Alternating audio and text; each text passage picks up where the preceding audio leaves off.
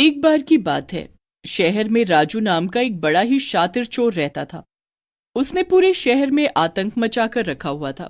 कोई भी उस चोर को पकड़ नहीं पा रहा था। एक दिन की बात है जब राजू चोर रात के वक्त एक घर में घुस गया। घर में बहुत ही अंधेरा था और कुछ भी दिखाई नहीं दे रहा था। चोर चुपके से सीढ़ियों के रास्ते से ऊपर गया और चेक करने लगा कि आसपास कोई है तो नहीं। जैसे ही उसने देखा कि घर में सब सो रहे हैं, वो सीधा तिजोरी के पास गया और उसने वहां से सारे गहने और पैसे निकाल लिए। अरे वाह, यहाँ तो बड़ा ही माल है। इस बार मैंने बड़ा सही हाथ मारा है। अब तो मैं माला माल हो जाऊंगा। चोर सब सामान एक बड़े से बैग में भरकर भागने लगता है कि तभी घर की सारी लाइट चालू हो जाती है। पीछे से एक लड़की चोर चोर करके चिल्लाने लगती है, चोर चोर, माँ बाबूजी जल्दी आओ, घर में चोर घुस आया है। रीना की आवाज सुनकर उसके माता पिता दौड़ते हुए आते हैं। चोर को कुछ समझ नहीं आता कि अब वो कहां से और कैसे भागे। ये सामान यहीं रख दो और यहाँ से भागने की कोशिश भी मत करना। आज तक मुझे कोई नहीं पकड़ पाया, तो तुम क्या चीज हो?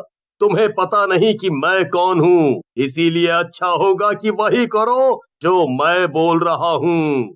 अच्छा, ऐसा है क्या? इतना कहते ही चोर अपनी जेब से चाकू निकालकर रीना के गले पर रख देता है। बाबूजी, माँ, मुझे बचाओ, प्लीज मुझे बचाओ। अब चुपचाप दोनों मेरे रास्ते से हट जाओ, वरना अच्छा नहीं होगा। हाँ, तुम मेरी बेटी को छोड़ दो, समझे? अपनी बेटी चाहिए या पैसा, सोच लो। तू चिंता मत कर बेटी, मैं तुझे कुछ भी नहीं होने दूंगा। छोड़ दे हमारी बेटी को, उसकी कल शादी है, ऐसा मत करो। अरे वाह, तभी मैं कहूँ कि घर में इतना सोना और पैसा, अब समझ आया। चलो, मेरे लिए तो अच्छा हुआ। तुम ले जाओ सब कुछ, पर मेरी बेटी को छोड़ दो। रीना के माँ बाबूजी एक तरफ हो जाते हैं और चोर को जाने का रास्ता दे देते हैं। चोर चारों तरफ ध्यान देता हुआ वहां से जाने लगता है और जैसे ही वो घर के मेन डोर को पार करने लगता है कि तभी रीना के बाबूजी उस चोर को पकड़ लेते हैं। आज तू बच नहीं पाएगा, तूने जाने कितनों के घर लूटे हैं, अब ये तेरी आखिरी चोरी होगी। तेरी इतनी हिम्मत, तू मुझे पकड़ेगा? तुझे तो मैं अभी बताता हूँ। दोनों के बीच हाथापाई हो जाती है। रीना और उसकी माँ दूर खड़ी बस चिल्लाती रहती हैं। चोर के हाथों में चाकू होता है और रीना के बाबूजी के हाथों में खुद को बचाने के लिए कुछ भी नहीं होता। चोर बार बार चाकू से उन पर हमला कर रहा होता है और आखिर में चाकू रीना के बाबूजी के पेट में घुस जाता है। बाबूजी! रीना और उसकी माँ जल्दी से भागती हैं। रीना के बाबूजी खून से लथपथ नीचे पड़े आखिरी सांस ले रहे होते हैं। आपको कुछ नहीं होगा, रीना जल्दी एम्बुलेंस को बुलाओ। नहीं, अब मैं नहीं बचूंगा। तुम रीना की शादी अच्छे से करना। नहीं बाबूजी। इतना कहते ही उसके बाबूजी मर जाते हैं। चोर वहां से भाग जाता है और एक पल में घर में मातम छा जाता है। अगले दिन रीना की शादी होती है, पर जब ससुराल वालों को तय की गई रकम और गहने नहीं मिलते तो वो शादी तोड़कर चले जाते हैं। रीना और उसकी माँ अकेले बैठे खूब रोते हैं। अब क्यों चले गए बाबूजी? देखो उस चोर की वजह से क्या हो गया, उसने हमारी जिंदगी बर्बाद कर दी, हमारे घर की सारी खुशियां छीन ली। रीना के बाबूजी कोई मामूली आदमी नहीं बल्कि एक जेलर होते हैं और इस बात का उस चोर को अंदाजा भी नहीं होता। मरने के बाद वो भूत यानी भूतिया जेलर बन जाते हैं और उस चोर को ढूंढने लगते हैं। मैं उस चोर को नहीं छोड़ूंगा। पहले मुझे मारा, फिर मेरी बेटी की शादी टूटी और जाने कितने लोगों के साथ उसने बुरा किया। अब वो पछताएगा, बहुत पछताएगा। भूतिया जेलर उस चोर की तलाश में हर रात यहाँ से वहां भटकता रहता है। आखिर में उसे एक रात वो चोर दिख जाता है। हाँ, आखिर मिल ही गया मुझे आज ये चोर। अब मैं इसे नहीं छोड़ूंगा। अब तो तेरी जिंदगी के उल्टे दिन आ गए। भूतिया जेलर उस चोर के पास जाता है और उसकी गर्दन पकड़ लेता है। चोर मुड़कर देखता है तो उसे कोई दिखाई नहीं देता और वो हवा में लटका होता है। कौन कौन है यहाँ? अरे कोई बचाओ मुझे, बचाओ! चोर के चिल्लाने की वजह से सब लोग बाहर आ जाते हैं, पर वो उसे बचाने की जगह उसे पकड़ लेते हैं। अरे ये तो वही चोर है जिसने लोगों के घर बर्बाद कर डाले और आज तक किसी के हाथ नहीं आया। इसने तो अभी एक जेलर को भी मार डाला। हाँ, हिम्मत तो देखो कि जेलर के घर घुसकर चोरी कर रहा था और उसे ही मार डाला। जेलर? कौन जेलर? इतने में वहां पुलिस आ जाती है और चोर को पकड़कर ले जाती है। अब चोर को जेल में बंद कर दिया जाता है।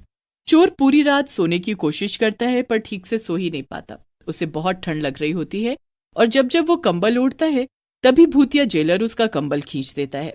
बार बार उसके साथ यही होता रहता है और ऐसा करते करते ही सुबह हो जाती है। सुबह सबको एक साथ उठकर नहाने जाना पड़ता है। सारे कैदी लाइन लगाकर अपनी बारी का इंतजार करते हैं। जैसे तैसे राजू चोर का नंबर आता है। वो अंदर जाकर अपने साबुन लगाता ही है कि बस भूतिया जेलर आकर पानी बंद कर देता है। चोर अपनी आंख ही नहीं खोल पा रहा होता और पीछे खड़ा जेलर भूत बड़ा खुश हो रहा होता है। चोर बड़ी मुश्किल से वहां से जैसे तैसे बाहर आता है और उसके बाद तो उसके साथ बहुत ही बुरा होता है। वो खाना लेने की लाइन में खड़ा होता है। काफी देर बाद उसे खाना मिलता है। चोर अपना खाना लेकर एक जगह जाकर बैठने लगता है और जैसे ही वो पहला निवाला अपने मुंह में डालता है उसके पीछे बैठा भूत उसके सर पर एक जोरदार हाथ मारता है कि प्लेट के साथ साथ चोर भी जमीन पर जा गिरता है। किसने मारा मुझे? किसने मारा? कौन कौन था यहाँ? बाकी कैदी राजू चोर की इस हरकत पर बड़े हैरान होते हैं और उसका मजाक भी बनाते हैं।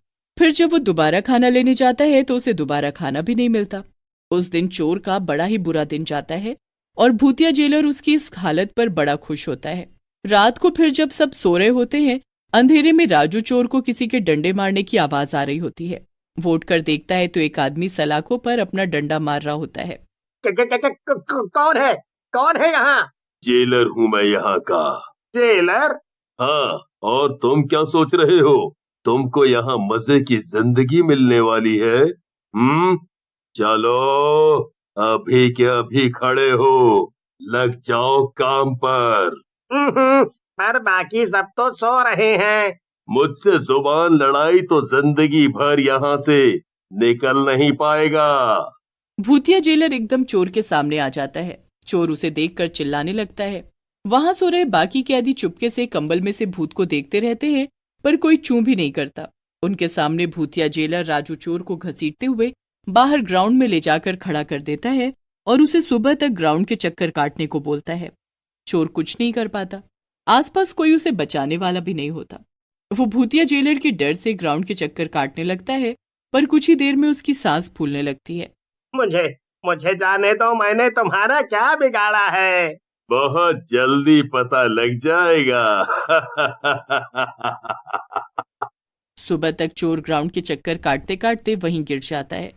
जब सुबह कुछ लोग वहां आते हैं तो उसे वहां से उठाकर मेडिकल रूम में ले जाते हैं। वहां होश आते ही चोर भूत भूत चिल्लाने लगता है। उस दिन तो डॉक्टर उसे दवाई देकर भेज देते हैं पर अब रोज ही उसके साथ ऐसा होने लगता है। वो तो हर वक्त बस भूत भूत बोलता रहता है और अक्सर कभी भी बेहोश पड़ा मिलता है। बड़ी लगता है इसकी दिमागी हालत ठीक नहीं है। नहीं, ऐसा कुछ नहीं है, मैं ठीक हूँ, मैं बिल्कुल ठीक हूँ। तभी भूतिया जेलर उसके सामने आ जाता है। चोर उसकी तरफ इशारा करके भूत भूत चिल्लाने लगता है। भूत बार बार अपनी जगह बदलता रहता है और चोर भी कभी कहीं तो कभी कहीं उंगली का इशारा करके भूत भूत चिल्लाता रहता है। उस चोर को हर वक्त वो भूतिया जेलर दिखाई देता है पर उसे पागल खाने न भेज दिया जाए इसलिए वो किसी के आगे इसका जिक्र भी नहीं करता।